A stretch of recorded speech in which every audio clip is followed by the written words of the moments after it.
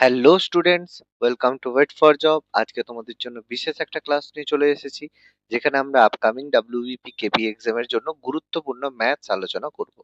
দেখো, আমাদের চ্যানেলে তোমরা প্রতিদিন ফ্রি ক্লাসেস পেয়ে থাকো। তো এর জন্য ভিডিওটা যদি ভালো লাগে তাহলে অবশ্যই লাইক করো। আমাদের চ্যানেলে যদি নতুন হও তাহলে চ্যানেলটা সাবস্ক্রাইব করতে কিন্তু ভুলো না। চলো শুরু করা যাক। কি বলেছে প্রথম প্রশ্ন, যে এ একটি জিনিস 384 টাকায় কিনে 576 টাকায় বিক্রি করে। বি অন্য একটা জিনিস 1254 টাকায় কিনে 1672 টাকায় বিক্রি করে। তাহলে এ এর লাভের শতাংশ এবং বি এর লাভের শতাংশের অনুপাত কত? দেখো, খুবই সিম্পল। তাহলে দেখো, প্রথমে এ কোনো একটা জিনিস 384 টাকায় কিনে যখন 576 টাকায় বিক্রি করেছে, তার মানে তার লাভের পরিমাণ কত, সে কত টাকা লাভ করেছে। তাহলে 576 থেকে 384 বাদ দেবো, তাহলে কত হচ্ছে? 291। তাহলে 192 টাকা সে লাভ করেছে। কত টাকার জন্য? 384 টাকা। তাহলে এটা হচ্ছে তার লাভের পরিমাণ, 192/384। তাহলে এর আমরা পার্সেন্টেজ বের করতে পারি, শতকরা করতে পারি। আমরা এখানে শতকরা করব না, কারণ শতকরা করলে আবার একটা অনুপাত যখন হবে, দুটোতেই তো শতকরা, তাহলে আমরা খুব কম সময় করতে পারবো। এবার কি করব? বাকিটা আমরা করব কি, 1254 টাকায় বিক্রি করে কিনে 1672 টাকায় বিক্রি করেছে। তাহলে এক্ষেত্রে লাভ কত? এক্ষেত্রে দেখো, লাভ হচ্ছে, আমরা যদি 1672 থেকে 1254 বাদ দিই, তাহলে কত হচ্ছে? 814, 418 টাকা হচ্ছে। তাহলে কত টাকার উপরে? 1254 টাকার উপরে। দেখো, এটার পার্সেন্টেজ ইনটু করা যা একই ব্যাপার, সেই কারণে আমরা কিন্তু করব না, আমরা সরাসরি কম্পেয়ার বা তুলনা করলেই আমরা পেয়ে যাব। তাহলে প্রথমটা যদি আমরা কাটাকাটি করি, তাহলে আমরা কত পাচ্ছি? 192 দুইয়ে 384, মানে সরাসরি আমরা কিন্তু হাফ এখানে পেয়ে গেল। আর এখান থেকে আমরা কত পাচ্ছি? এখান থেকে দেখো, 4 3 12, মানে 18 3 54, 1:3 আমরা পেয়ে গেলাম। দেখো, খুব সিম্পল। দেখো কত তাড়াতাড়ি, ব্যাস। এবার আমরা ক্রস মাল্টিপ্লিকেশন করলেই আমরা পেয়ে গেলাম 3:2। তাহলে আমাদের অনুপাত হয়ে গেল অপশন এ, 3/2।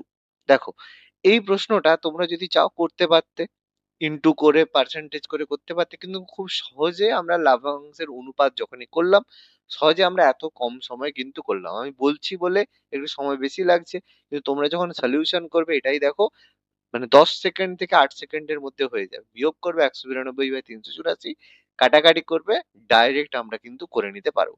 তাহলে কিন্তু খুবই সহজ প্রশ্ন, কিন্তু করতে পারবো কখন? যখন আমরা একটু কেয়ারফুলি ঠান্ডা মাথায় করব। ওকে, চলো নেক্সট প্রশ্ন কি বলেছে।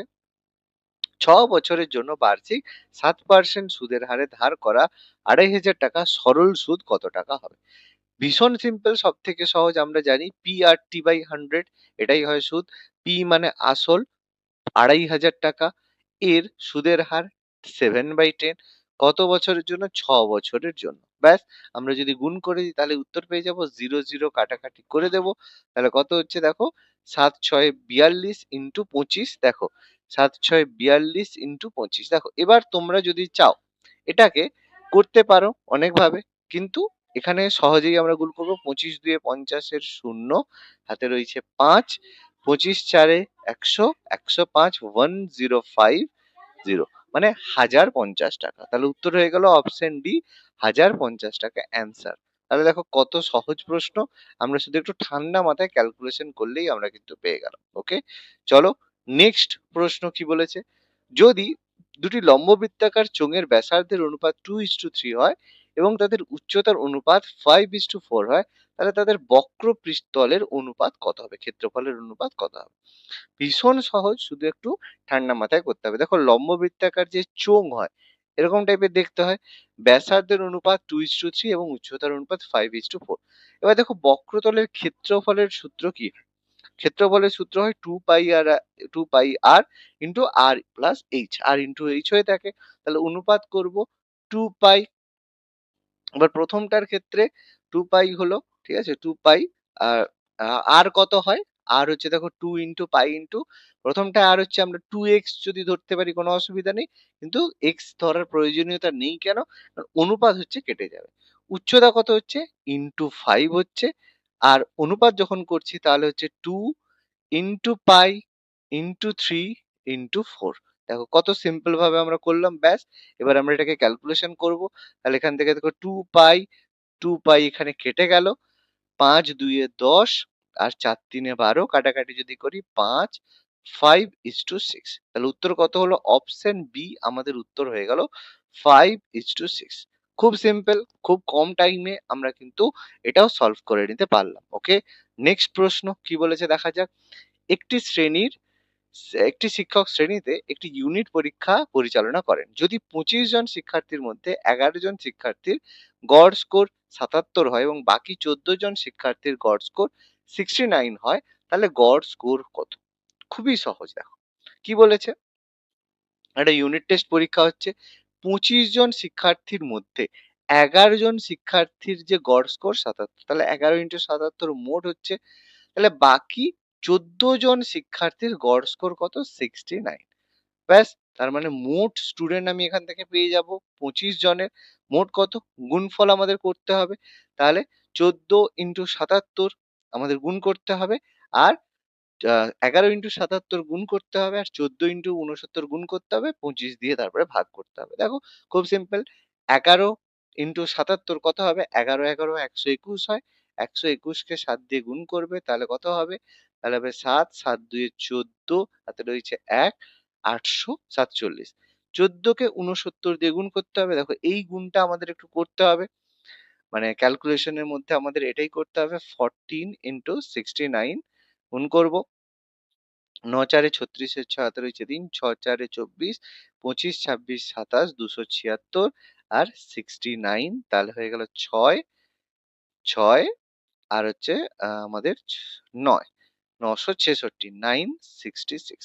দেখো তাহলে আমরা যোগ করে দেবো, যোগ করলে আমরা পেয়ে যাচ্ছি 12 13 3।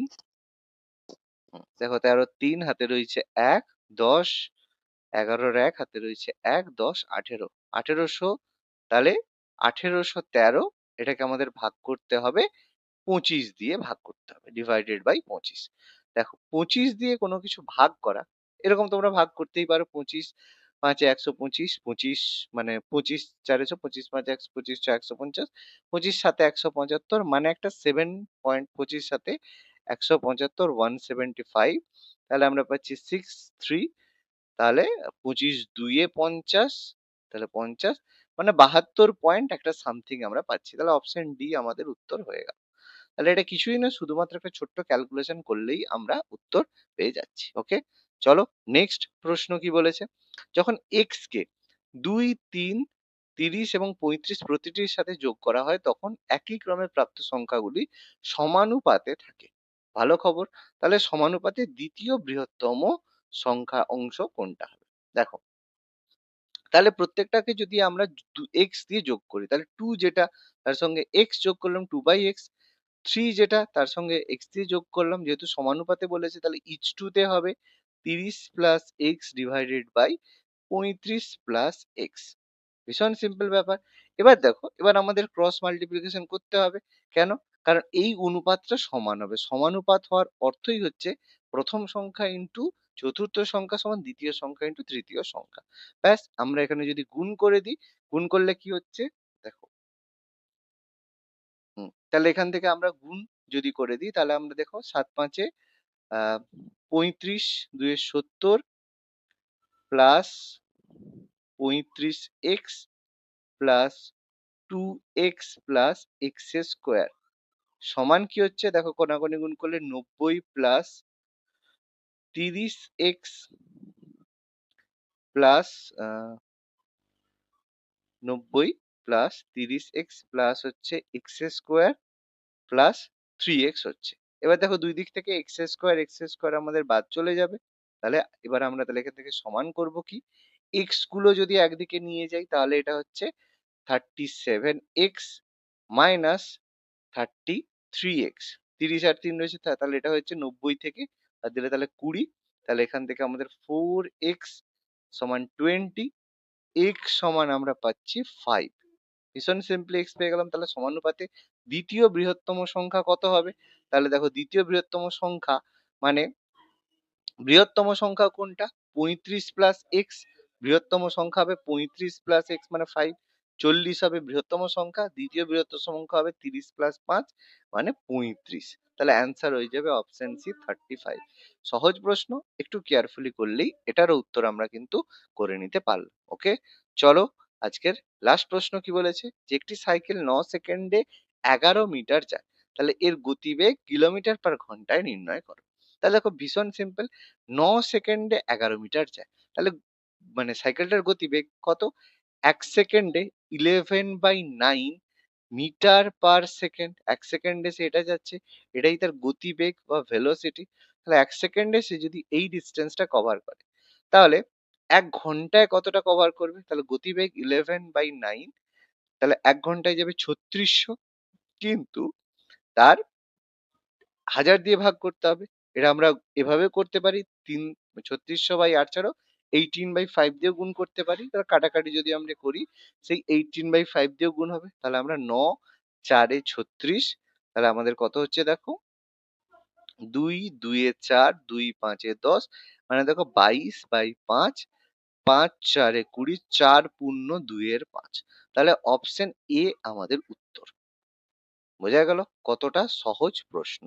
ওকে, তাহলে আজকের ক্লাসটা কেমন লাগলো তোমরা অবশ্যই কমেন্ট করে জানিও, এবং এই ধরনের যদি আরো ক্লাস পেতে চাও তাহলে অবশ্যই আমাদের চ্যানেল সাবস্ক্রাইব করতে ভুলো না, আর ওয়েট ফর জবকে অবশ্যই ফলো করো। ধন্যবাদ।